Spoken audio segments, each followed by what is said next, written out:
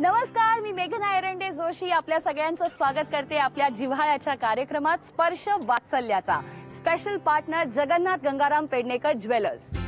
अशा प्रकारच्या कार्यक्रमांमध्ये जेव्हा मी एका छोट्या मुलाला भेटले तेव्हा माझ्या असं लक्षात आलं की ह्याचं कल्पना विश्व काही वेगळंच आहे बरं का. आणि खरं तर ह्याच वयामध्ये याच्या विचारांना चालना मिळतेय. पण खरी गरज आहे ती मात्र प्रेरणेची. आणि हा मुलगा म्हणजे इतका ग्रेट आहे, इतका हरहुन्नरी आहे की त्याला पोलीसवाला सुद्धा व्हायचंय आणि त्याला अजून बरंच काही करायचंय, मॉडेलिंग सुद्धा. चला तर मग भेटूया श्रवणला. मी पण एक दिवशी ऍक्टर बनणार. माझं नाव आहे श्रवण सचिन कीर. मी डान्स केला, फॅशन शो केला आणि माझ्या स्कूलचं नाव D Y. Patil high school.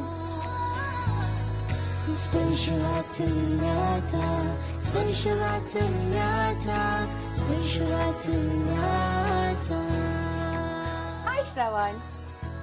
High hi. How are you? Fine. Thank you. मला तुझी हेअरस्टाईल सॉलिड आवडली. काय बोलतात ह्याला?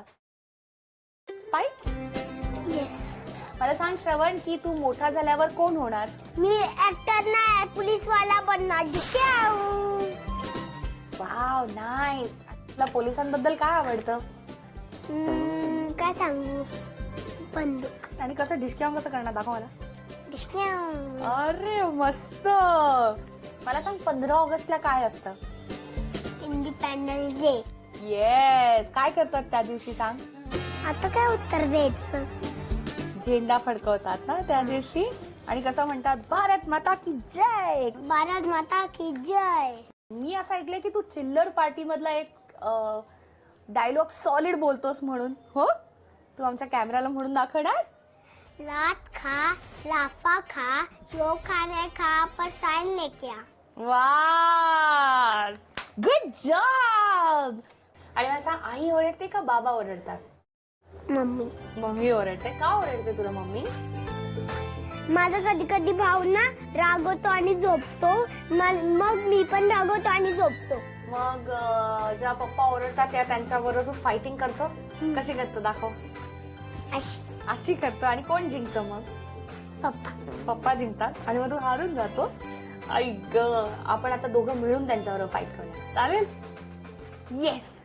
मला सांग, तुझा फेवरेट बेस्ट फ्रेंड कोण आहे तुझा? मी. आणि तुम्ही काय खेळता दोघं जण? डॉक्टर. डॉक्टर. नाईस. माझ्याकडे हा डॉक्टर सेट आहे. ओके, तर तू मला आता सांगायचंस की ह्याच्यामध्ये कुठली गोष्ट कशासाठी वापरतात. हे काय आहे, कसं लावायचं? हे कानाला लावून आणि चेक करायची. कर बरं. असं आणि मग असं. अच्छा, माझ्या हाताला. हा, काय येतोय आवाज? नाही येते? अरे बापरे, आवाज नाही येते. ओके, मला सांग आता, हे काय? व्हॉट इज दिस? गोळी खायची. खायची गोळी. अच्छा, मग ह्यानी बरं होणार का? ओके. हे काय आहे? चष्मा. लावून दाखव. कसा लावायचा? असं. असं लावायचा. छान दिसतस. राहू दे. एकदा जसं रजनीकांत स्टाईल का ना माइंड येते. हा, लावून दाखव. आणि काला असायचं. So cute. अच्छा, टेल मी, व्हॉट इज दिस? हे काय? हे पेन आहे का? नाही, थर्मामीटरने ताप चेक करतात. ओ नाईस. अच्छा, ही हातोडी पेशंटला मारायला आहे का? अशी मारायचं का ह्यानी? नाही, दाताला काढायला आहे. हो, ह्यानी हातोडीने दात काढायचा? बापरे, कसा काढतात? असा. भाई, तुझा काढलाय दात? दुखतो का रे? दात दुखत नाही का? दुखतो. बापरे, हातोडीने दात काढतात, मला माहितच नव्हतं. आणि हे काय आहे? हे कशासाठी असतं डॉक्टरांकडे? हे पोट कापायसाठी. हे पोट कापतं घरी? कसं? असं.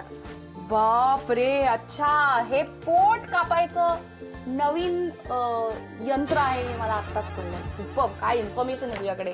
वाव, अमेझिंग यार. बरं, आता मला सगळंच कळलं. आता हे लास्ट हे काय आहे? ह्याला काय? लीचं चिकन आहे. काय आहे? लीचं. हा, लिहायचं बुक आहे. ह्याच्यावर काय लिहायचं? हे 5च्या वर्षी लिहून ठेवायचं, काय पण झालं की. पण काय झालं की म्हणजे? परत तेच झालं की. पण काय काय होऊ शकतं? काय काय होतं? काय 2 जण असतील ना एक्स्ट्रा, मग ते डॉक्टरला फोन करायचा, मग गाडी येते. हा, आणि कसा फोन करायचा त्यांना, काय बोलायचं डॉक्टर? नंबर घेऊन ठेवायचा आणि कोणाचा नंबर घेऊन ठेवायचा? डॉक्टरचा. आणि कसं बोलायचं त्यांना, काय सांगायचं? हॅलो. हॅलो, हा, हॅलो. पटकन काहीतरी झालंय पेशंट. काय झालंय पेशंटला? पेशंटचा ना ऍक्सिडेंट झालाय. अरे बापरे, कसा काय झाला ऍक्सिडेंट पेशंटचा? ते गाडी चालत होते आणि पडले, मधून गाडी आली, ट्रक, ती पळाली. कोण पळाली? ती ट्रक कशी पळाली? 50 होती, 505. 505 नंबर होता? हा, कोणाचा? त्या कार ट्रकच्या. अरे बापरे, पण मग तुम्ही त्या ट्रकवाल्याला फाईट नाही केलं? नाही, तो पळाला पटकन. आई ग, मग तुम्ही काय केलं? तो पेशंट पडल्यावरती पेशंट बाईकवर होता का गाडीमध्ये होता? बाईक. कुठली बाईक? धूम बाईक होती. धूम मधली बाईक होती? हा. आणि नंबर काय होता बाईकचा? 5231. 5231. अच्छा, म्हणजे ह्याचा 505 ट्रकचा नंबर होता. हा, अच्छा अच्छा. आणि कुठल्या रंगाची बाईक होती? ब्ल्यू. आणि तो पेशंट कुठे चालला होता? कामाला. कुठल्या कामाला चालला होता? SDA चा, बँकेचा. आणि मला सांग की तो जोरात चालवत होता का बाईक? नाही, स्लो चालवत होता. मग ट्रक मला फास्ट होता हा. आणि मग तो पळाला. हम्म. आणि कसा पळाला, कुठे पळाला तो? आता काय करायचं आपण, शोधा. काय माहिती तो कुठल्या कंपनीचा होता. पण मग त्याला पकडणार कसं आता आपण, तो पळाला तर? पोलिसला इन्फॉर्म करेन मी. हा, आणि तो कसा दिसत होता? तो बाहेर पण नाही आला, डायरेक्ट पळाला. आई ग. अरे पण त्या पेशंटचं आता करायचं काय? त्या पटकन या, काय टाइमपास करताय? तो असं पडलाय. सुपर! काय इम्प्रोव्हायझेशन होतं याचं, अमेझिंग होतं, खूप मजा आली मला. अरे किती सही आहेस तू यार. आणि असं तू एकदम, तुला सुचलं सगळं हे असं, तू कधी पण काय पण विचार करू शकतो ना, काय पण बोलू शकतो ना. बरं मला सांग, तुला मांजर आवडतं का कुत्रा आवडतं? मांजर. तुझ्याकडे दोन्ही आहे, मांजर आणि कुत्रा. मग ते भांडतात एकमेकांशी? हा. कसं भांडतात? मी मग तू कोण होणार आहेस? तू मांजर होणार आहे? तू मांजर होतोस, मी कुत्रा होऊ? नाही, आपण मी दोघं कुत्रा. भांडूया ना. अच्छा, तू कुत्रा आणि मी मांजर. हा, आपण दोघं भांडायचं. हा, त्यांची नावं काय आहेत? प्रिन्सी आणि बगिरा. बगीरा. मग मी बगीरा आणि तू प्रिन्सी. हा, चल आपण भांडूया. आधी हळूहळू भांडायचं आणि मग जोरात भांडायचं. हा. भाऊ, भाऊ. भाऊ. भाऊ.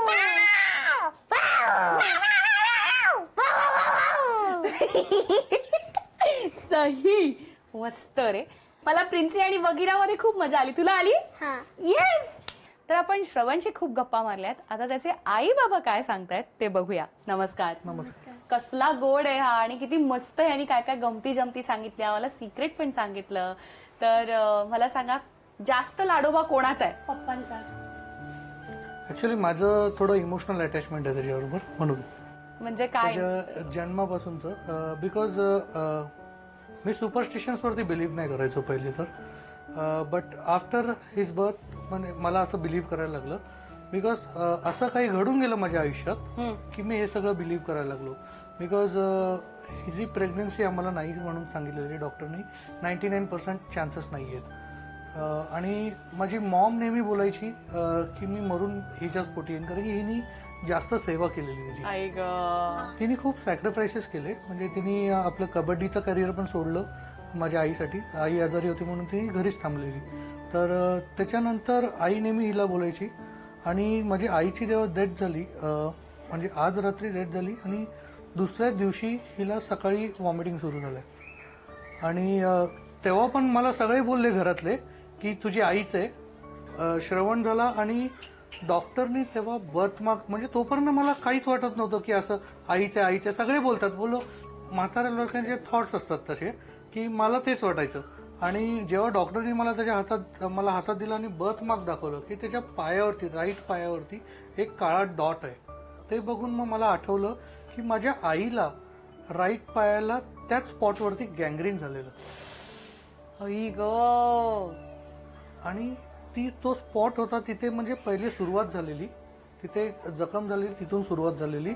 आणि त्याच्यानंतर तिचा पाय एक एम्बॉस करायला लागलेला आणि त्याच धक्क्यामध्ये त्या गेल्या. तर त्या टायमाला हे मला हिट झालं भरपूर की तो स्पॉट बघून. आणि तेव्हापासून तो माझा लाडका आहे. म्हणजे मी त्याला कुठेही जाऊ देत नाही. त्यामुळे तो माझ्यापासून लांब असला तर मला अस्वस्थ होतो. म्हणून म्हणजे आणि माझाच नाही, आमच्या घरातल्या सगळ्यांचा तो लाडका आहे. आईने जसं आमचं कुटुंब धरून ठेवलेलं तसं ह्याच्यामुळे आज आमचं कुटुंब एक आहे सगळं.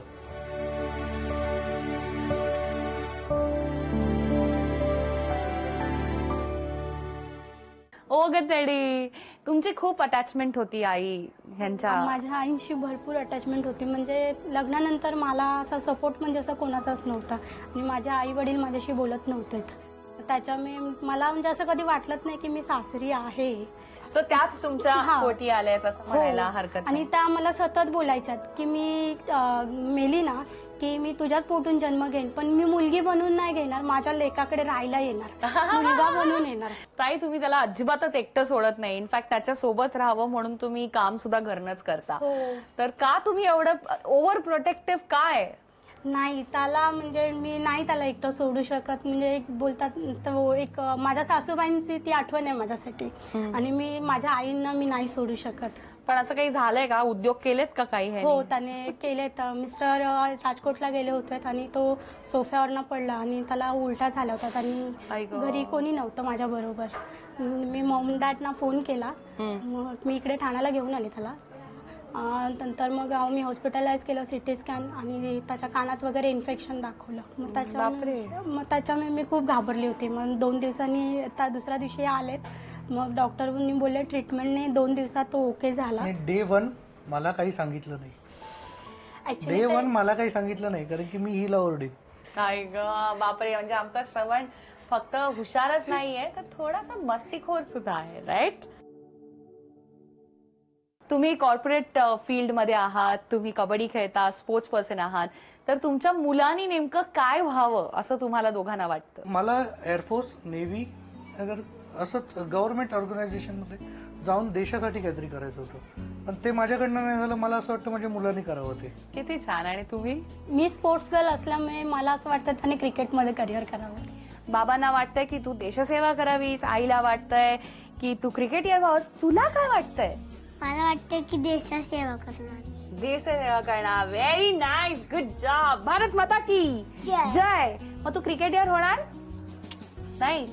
पोलीसवाला नाही? मगाशी यांनी मला पोलीसवाला होणार म्हणून सांगितलं होतं. ओके, आता बदललाय निर्णय. अच्छा. आणि तू बॉलिवूड मध्ये जाणार, ऍक्टिंग करणार नाही? हा, जॉब करणार. अरे बापरे, मगाशी तर एक मला छान डायलॉग म्हणून दाखवला होता, पण आता तो जॉब करणार आहे. Very nice. आणि आता आपलं माध्यम आहे, किती सांगायचंय मला. आपण इतके सगळेजण बिझी असतो की बऱ्याच वेळेला काही सांगणं राहून जातं, काही संवाद राहतो. मग अशा वेळेस हे तुम्हाला काय काय सांगतील, कदाचित काही कॉम्प्लिमेंट्स असतील, कमेंट्स असतील, कौतुक असेल, कान उघडणी असेल, तर तुम्हाला जे वाटतं ते तुम्ही यांना सांगायचं. किती सांगायचंय मला या माध्यमातून. आणि तुम्ही दोघांनी, आमच्याकडे या काही स्माइलीज आहेत, त्या स्माइलीजनी रिॲक्शन द्यायची. आईबाबांनी काही बोलायचं नाहीये, फक्त रिॲक्शन द्यायचे. दोघांनी वेगवेगळे रिॲक्शन द्यायचे. ओके, सर्वप्रथम आपण बाबांपासून, आजोबांपासून सुरुवात करूया. तुम्हाला काय वाटतं? त्यांच्या वडिलांचा स्वभाव आहे, तो शांत स्वभाव आहे, तो सरळ माणूस आहे. त्याच्या मम्मीचं एवढं आहे की जास्त चिडचिडपणा आहे. तो चिडचिडपणा तिने शांत कमी करून त्या मुलाच्या मागे उभं राहून, पाठीशी उभं राहून तिने प्रयत्न करावे, हीच विनंती आहे. एक वडीलच हे सांगू शकतात. तर रिॲक्शन काय तुमच्या दोघांची? अरे बाबा, तुम्ही मला चिडकी बोललात. आणि हे म्हणाले थँक्यू, नमस्कार. नाईस. आता पुढे कोण बोलणार आहे? आमची सर्वांची मिळून कंप्लेंट आहे की आम्हाला इमॅजिकाला नेणार होते, अजून नेता येत. असं करायचं? रिॲक्शन द्या आता. हे कदाचित त्यांनी थँक्यू म्हटलंय. हा दे, चल. डबल देणार. हा दे. नाईस. नेक्स्ट. तिचं मेन म्हणजे काय, शिक्षण झाल्यानंतर जेव्हा 10वी पास झाली, 12वी पास झाली, तेव्हा पेढे वाटले होते. ऍक्च्युली तिने लसला आम्हाला थोडंसं नॉर्मल थोडं बसवलं पण म्हणता येत नाहीये, पण थोडं घसरलं गेलं. तेवढं झालं नाही पाहिजे होतं, एवढंच माझं म्हणणं होतं. पण ती किती गोड चूक आहे बघा, नाहीतर हा कुठून आला चूक असता? नाहीये पण थोडंफार हे झालं, तेवढं नाही झालं पाहिजे होतं. पण आज तो बेस्ट आहे, हे तुम्ही मान्य करता? ओके, मान्य आहे. काय म्हणणे? अरे डायरेक्ट आज म्हणजे काकांनी एकदम खटलाच भरवलाय तुमच्यावर.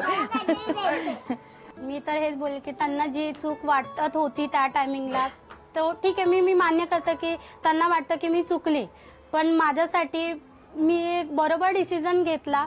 होते प्रॉब्लेम्स थोडेफार, ते क्लिअर करून मला जो आज लाईफ पार्टनर मिळाला तर त्याच्यासारखं शोधून पण लाईफ पार्टनर मला मिळणार नाही. कारण की तो खूप चांगला आहे, म्हणजे एवढा सपोर्ट, मॉरल सपोर्ट, सगळ्याच गोष्टीने सपोर्ट कोणीच करणार नाही. इनफॅक्ट बाबू झाल्यानंतर 2 वर्षानंतर मी हॉटेल मॅनेजमेंट केलं तेव्हा माझ्या आईने मला खूप सपोर्ट केला की ह्याला सांभाळण्यापासून, स्कूलला सोडण्यापासून, घेण्यापासून सगळ्या गोष्टी केल्या.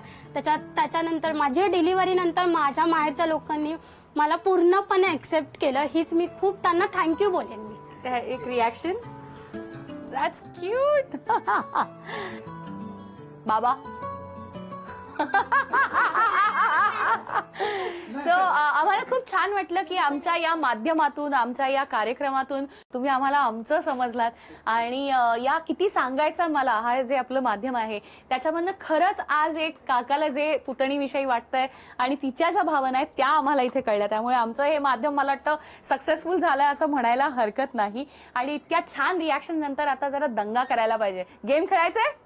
चला तर मग खेळूया छानसे गेम्स.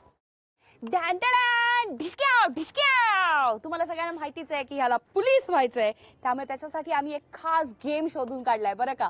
आई बाबा, ह्या तुमच्याकडे गन्स असणार आहेत. ओके, ह्याच्याकडे काही बुलेट्स आहेत आणि समोर कप्स लावलेत. तर तुम्हाला दोघांना 2 मिनिटांमध्ये ह्या बुलेट्सनी हे कप्स पाडायचे. जितके जास्त तुम्ही पाडाल तेवढं जो जिंकेल. आणि तुम्ही याला जिंकून देणार आहात एक आकर्षक भेटवस्तू झीयुआकडनं. ओके, चला तर मग सुरुवात करूया.